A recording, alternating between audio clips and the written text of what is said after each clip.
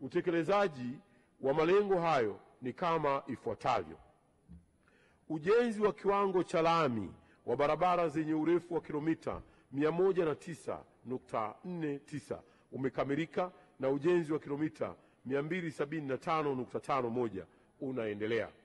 Ujenzi wa madaraja matano unaendelea na ujenzi wa madaraja matano upo katika hatua za maandalizi.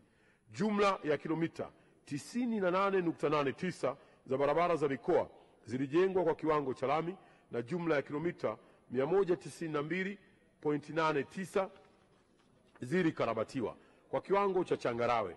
Aidha, ujenzi na ukarabati wa madaraja madogo 12 kwa kutumia fedha za mfuko mkuu wa serikali na 13 kwa kutumia mfuko wa barabara upo katika hatua mbalimbali za utekelezaji.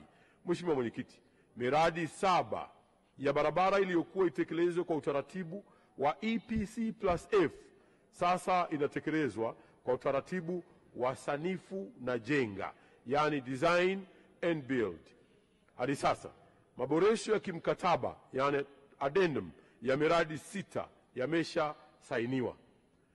Aidha, mradi mmoja wa Igawa Songwe hadi Tunduma sasa utatekelezwa kwa njia ya PPP, ambapo taratibu za kusaini mkataba zinaendelea.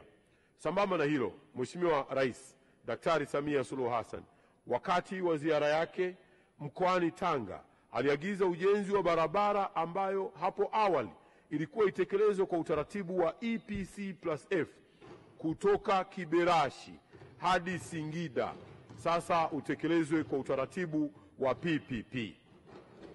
Na tayari Wakala wa Barabara Tanzania, yani TANROADS, na TPA wameanza majadiliano ikiwa ni hatua ya utekelezaji wa agizo hilo la Mheshimiwa Rais Daktari Samia Suluhu Hassan. Usisahau kusubscribe, like na kubonyeza alama ya kengele. Asante.